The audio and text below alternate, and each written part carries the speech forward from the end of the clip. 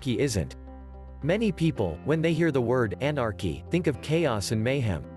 They therefore assume that anyone who calls himself an anarchist must be in favor of disorder and violence. But that is the complete opposite of the truth.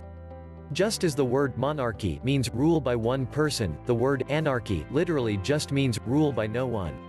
But even that idea, the idea of a society without a government, makes some people imagine a primitive, savage type of existence, full of violent conflict and without compassion or organization. But that too, is a completely inaccurate picture of what anarchism means.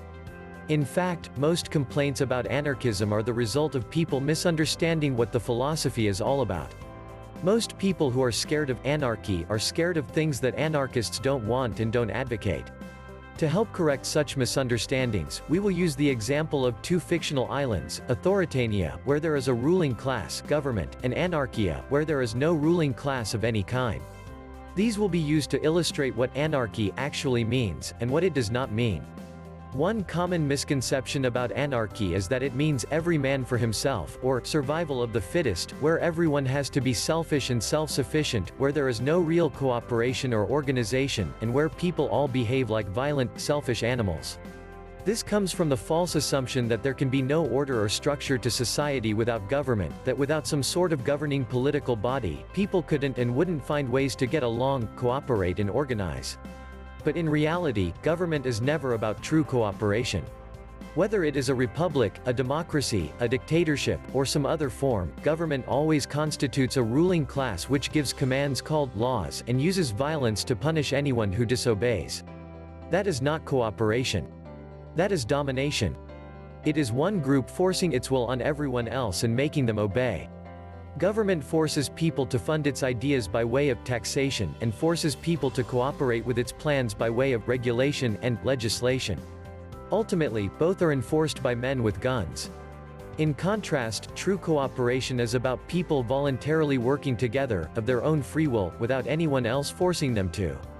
And people already do this, in thousands of different ways every day, without politicians or law enforcers making it happen. So no, obviously cooperation does not require the existence of political power. And while it is true that authoritarianism and government power can be used to force people into various forms of organization, that does not mean that people are incapable of organizing without being forced, which they obviously already do, in many different ways. In fact, the most productive examples of organization are already anarchistic in nature. Consider, for example, your favorite grocery store. Everyone involved in the hugely complex operation of growing, processing, transporting, displaying and selling food participates voluntarily. Customers choose where to shop and what to buy, and all the other people involved, truck drivers, stock boys, checkout clerks, administrators, etc., do things in exchange for getting paid. This purely voluntary arrangement allows for an amazingly complex degree of organization and cooperation without anyone being forced to participate. This is literally anarchy in action. In contrast, whenever government does something, a very small group of people, politicians, comes up with an idea and forces everyone else to go along with it. In the authoritarian version of a supermarket, the ruling class would tell people what to produce and how much, and would tell customers what they must buy and what they must pay for it. Anyone who did not comply would be punished in some way. That is how government always does things. Some anarchists prefer the term voluntarist because the philosophy is based upon the idea that all human behavior should be based upon voluntary interaction, not force. Another common but incorrect assumption is that, if there were no government, people would have no way to defend against criminals or foreign invaders. But one does not need a badge or special authority to have the right to defend himself or others against attackers and thieves. Everyone already has the right to use defensive force, on his own, or with others for mutual protection. Anarchy means no one has the right to rule, i.e., no one has special rights. It doesn't mean people can't get together to exercise rights that everyone already has. In a stateless society, even professional protectors would only have the same rights as everyone else. Another concern that some people have is that, if there were no government, then smaller, private gangs would spring up to rob, oppress and enslave people. There are a couple of reasons why this fear is misguided. First of all, even private street gangs and organized crime today exist mainly because of government, not in spite of it. Notice how many gangs today get their funding from trading in illegal black markets, drugs, gambling, prostitution, guns, etc., which were all created by government laws. In a free society, thugs and thieves, individually or in gangs, wouldn't have any black markets to take over. More importantly, people who fear that without government, warlords would take over, are ignoring how much people's perceptions matter. A criminal gang which everyone recognizes as illegitimate and immoral has far less power than a gang whose aggression is perceived to be legitimate and legal, its commands and demands being called laws and taxes, and any who disobey being seen as criminals. In other words, a population is far more likely to be oppressed by a gang which the people themselves imagine to have the right to rule than by some gang that everyone knows is bad, and that everyone would feel perfectly justified in disobeying and resisting, even forcibly. Imagine a private gang trying to do what government now does, extorting and bossing everyone around, but imagine if they tried that without any aura of legal authority. Then imagine how a well-armed population would respond. The gang would fail, quickly and dramatically, and all those who resisted them would be viewed as righteous heroes. But when the people feel morally obligated to obey the politicians' laws, any who resist are viewed as criminals or tax cheats, even by their own friends and neighbors. Most people see government domination as necessary and valid, and so they cooperate with their own victimization. That is why government gets away with far more oppression and extortion than private gangs ever could, because most of the victims of legal thuggery and theft see it as necessary and legitimate.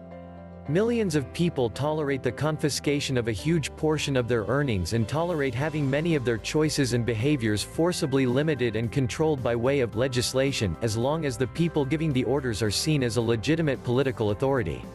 But in a situation where the people don't accept the idea that someone else has the moral right to rob them and rule them, the people stop cooperating and start resisting. This is why the presence of government drastically increases the chances of people getting robbed, in fact, increases the chances to 100%, since every government taxes the people it pretends to represent. Meanwhile, the lack of an authoritarian ruling class makes the people far less susceptible to being extorted and dominated, and far more likely to disobey and resist any would-be thieves and thugs. To put it another way, warlords already did take over, called themselves government, and convinced their victims that it was righteous and necessary for the warlords to dominate and exploit everyone else, for their own good. Relying on government to prevent theft and oppression is completely ridiculous, since government is the biggest thug and thief there is, confiscating far more wealth than all other crooks and criminals combined. And government protection is always hypocritical. Government law enforcers may sometimes find and lock up some private thugs and thieves, but every government also commits legalized theft and extortion itself and calls it taxation, while insisting that it needs to do that in order to protect the people from theft and extortion. As patently absurd as that is, most people still accept it without question. When someone first considers the idea of a stateless society, he may also worry that the people who are truly malicious, destructive and sociopathic, and there are such people in the world, would be free to do anything they pleased, with no one to stop them. But this concern is again based on a basic misunderstanding of human nature. People who are willing to victimize others, by their very nature, don't care about morality, or right and wrong. They don't care if what they are doing is right, and they also don't care if what they are doing is legal. They care only whether they can get away with harming others. In some instances, a would-be crook or thug might be deterred or stopped by force, or by the threat of force, whether by someone with a badge or by someone without one. What makes this deterrence work is not the legislation or the official badges, but the simple threat of harm to the crook. A sociopath doesn't care about laws or social rules, he cares only about avoiding pain and hardship for himself. And that is true regardless of whether government exists or not. It makes no difference whether the threat comes from the police, or another citizen, or even another criminal. Discouraging nasty people from hurting others does not require special authority, only the ability and willingness to use defensive force. If the intended target of a would-be carjacker pulls out a gun, it doesn't make any difference to the carjacker whether that person has a badge or whether there's a law against taking people's cars. Without a ruling class, decent people would still have every incentive, ability and right to organize and cooperate to defend against thugs and thieves, and they wouldn't need any badge, official title, legislation, or special rights to do so. And, as with any service, people can hire others to help with protection, every person doesn't have to do it himself. Now, some people might assume that if people organize for mutual protection and defense, then that is government. But that is not at all the case. Political authority is not about people coming together to do something that everyone already has the right to do. Political authority is about one group of people claiming the right to do things which normal people do not have the right to do, such as taxing and controlling everyone else. Organized defense can be very effective without anyone claiming any special right to rule, in other words, without having any special authority and without being government. Even when there is government, there are still freelance thieves and thugs who are not deterred by the laws of the politicians anyway. But the ultimate irony is that while so many people hope that government will protect them from common criminals, government itself always ends up being the biggest thug and thief around. To be blunt, creating a huge gang, one far too big and powerful for the average person to resist, and giving that gang societal permission to control and extort everyone else by way of law and taxes, in the hope that that gang will prevent theft and thuggery, is an absurd idea. Another common objection to the idea of a stateless society, a world without government, is the notion that, if not for a group of lawmakers telling the rest of us how to behave, we would all behave like stupid, irresponsible, violent animals. This claim implies one of two things: either we normal people have no idea what is right and wrong unless and until politicians tell us, or the only reason we want to do the right thing and coexist peacefully is because politicians command us to. A quick examination of your own motivations and behaviors proves that neither of those things is actually true. To argue that only government can make people behave in a civilized manner is particularly odd in a society where politicians are voted into power. If the people themselves have no moral code and no conscience and are just stupid, violent animals, why does almost everyone want government to keep the peace and protect the innocent? Would a population of vicious, heartless, evil people try to elect good people to keep the evil people in line? Obviously not. Human goodness and the desire for order and peace already come from the people, not from the lawmakers they vote into office. The same holds true of everything government does. If people are so short-sighted and selfish that they can't be trusted to voluntarily organize and fund whatever they deem important, then how can those same people be trusted to decide who should be in power? The implication is that the average person can't be trusted to run his own life, but can be trusted to choose someone to run everyone else's life. To argue that government is necessary for keeping society peaceful and civilized is to claim that normal people can't wait to commit evil, but also can't wait to vote for politicians who will forcibly stop them from committing evil. Contrary to what most of us were taught, government and politics are not a civilizing influence at all. Indeed, political authority is the arch-enemy of peaceful coexistence. People who would never personally rob their neighbors themselves constantly vote for the government to do it for them. People who would never dream of trying to control every detail of their neighbors' lives think it's just fine to ask politicians to do exactly that. The game of politics constantly encourages people to use the violence of the state to rob and control other people, without any risk or feeling of guilt for the one who votes for that to happen. Government, rather than serving as a check against the imperfections of our nature, instead drastically amplifies our greed, resentment, irresponsibility and malice, by giving us a legal, risk-free way to forcibly interfere with the lives and choices of our fellow man. In short, politics brings out the bully and meddling busybody in everyone. In contrast, without a ruling class, people wouldn't be forever asking lawmakers to interfere with their neighbors' lives, and thugs and thieves wouldn't be able to deny responsibility for their evil deeds by saying they were just following orders. Throughout history, far more theft, assault, oppression, even murder has been committed by those acting on behalf of authority than by anybody else. Even basically good people, when they believe in government, condone things which they know would be wrong if they did them on their own. Most people know that theft and assault are bad, but they imagine that controlling their neighbors and forcing them to pay for things they don't want is perfectly fine when done by way of the political process. Wrong becomes right when it's called taxation, legislation, regulation, and war. Anarchists know better. They know that human society will never be perfect, but that it would be a whole lot better if evil deeds were committed only by genuinely nasty, sociopathic people, rather than being advocated and committed by many millions of basically good people who have been taught to believe that aggression is morally acceptable when it's called taxation, law enforcement, and national defense. Using yourself as an example, how many things have you voted to have government do to your neighbors that you know you would have no moral right to do to them yourself? The fundamental principle of voluntarism, a more specific term for anarchism, is very simple: it's wrong to initiate force against any other person, regardless of badges, laws, or alleged authority. The only time the use of force is justified is to defend against aggression. The vast majority of people already understand this on a personal level, but they've been taught that this basic rule of social living does not apply when it comes to the game of politics and government. Without shame or guilt, everyone who votes asks the ruling class to do things to his neighbors which he knows would be wrong if he did them himself. Most people know how to get along and want a peaceful and just society.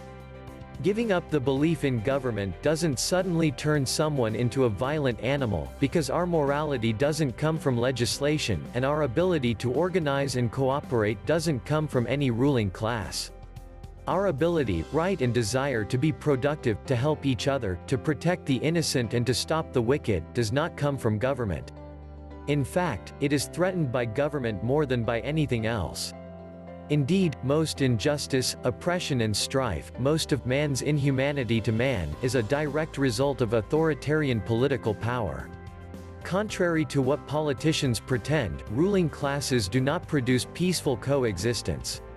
Instead, they intentionally cause perpetual conflict and violence, exploiting our compassion, virtue and good intentions, turning them into wealth and power for the worst people in the world, while crushing the freedom and prosperity of everyone else. Of course, the people who benefit most from the political racket will do their best to convince you that it's a social necessity. But ask yourself this: have the thousands of laws, regulations and taxes imposed upon you made you a better, more productive and more caring person? Is the world better off with the politicians taking your money and telling you how to live your life? Or would things be better if you were allowed to spend your own money and make your own decisions? Is society really best served by a small class of people forcibly imposing a centralized master plan on everyone else? Can the orders and threats of a ruling class make the world what it should be? Or would society be better served by freedom, a respect for individual rights, voluntary cooperation and peaceful organization? If this second option sounds better to you, maybe you should learn more about anarchism and voluntarism. People are not perfect, and some are downright malicious and dangerous. And some people mistakenly view anarchism as a utopian idea that would only work if everyone were generous and compassionate. But if people are too stupid, greedy and malicious to be free, aren't they also too stupid, greedy and malicious to be trusted with power?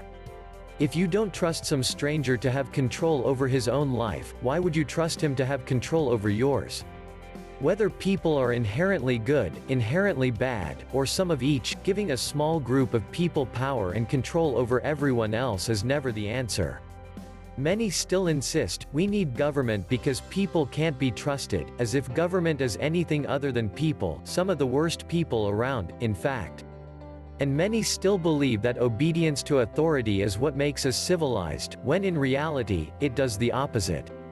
Far more evil has been committed in the name of law and authority than has been committed in spite of it. The ultimate irony is that most people are still desperately hoping to achieve a fair, just, free and prosperous society by way of the very institution that has been responsible for more theft, thuggery, extortion, terrorism, torture and murder than all others combined: government. Everyone knows that governments can be corrupt, abusive, inefficient, counterproductive, even tyrannical. But most people still assume that, if only the right people were in charge, that would fix the problem. But over and over again, regardless of who was in power and regardless of the particular arrangement or structure of the political power, a democracy, a republic, a dictatorship, a collective, etc., history has demonstrated that power corrupts, and that freedom is far more conducive to peace and prosperity than any political solution ever has been, ever could be, or ever will be. People have spent centuries trying to create a good society using different kinds of ruling classes, different kinds of legal structures, different ways of choosing rulers, and so on. But without exception, every authoritarian governmental construction has resulted in freedom and riches for a small few, and oppression, violence and poverty for others. What if, instead of deciding what the throne should look like and who should sit on it, all people of goodwill embraced the non-aggression principle? What if, instead of looking to a ruling class to forcibly impose our values onto society, we embraced the concept of self-ownership? In a nutshell, anarchists want you to have complete control over your choices, your money and your life. As long as you are not using force or fraud to inflict harm onto others, they want you to have absolute freedom. All they ask is that you treat them the same way. You own yourself. Your neighbor owns himself. Committing aggression is wrong. These principles are simple and obvious, to the point of being self-evident. And yet they are diametrically opposed to the authoritarian principles that most of us have been taught. At the end of the day, you need to choose which you want: peaceful coexistence among equals, anarchism, or authoritarian domination, with some ruling over everyone else, government. The two are mutually exclusive. Despite what would-be rulers want you to believe, anarchism does not mean chaos and violence, or every man for himself, and having no government doesn't mean having no morality, no organization and no cooperation. Simply put, anarchism means that no one is your master and that no one is your slave. And that's all it means. For a more thorough understanding of why a stateless society, based upon voluntary cooperation and organization rather than based upon government force and authoritarian control, is the only moral or rational choice, read The Most Dangerous Superstition. If you pay attention to the mainstream media, Hollywood movies, or the usual political pundits, then hearing the word anarchist probably makes you think of a gang of mask-wearing, bomb-throwing punks, angry, violent vandals doing whatever they can do to destroy civilized society. And these days, those who wield political power are going to great lengths, making up stories, instigating conflicts, etc. to demonize and mischaracterize what anarchism really means. The purpose of this little video is to counter the spin and misconceptions. Regardless of your age, education level, income level, or views on culture or religion, don't be surprised if, after learning what anarchy actually means, you end up thinking, wait, that's exactly what I want.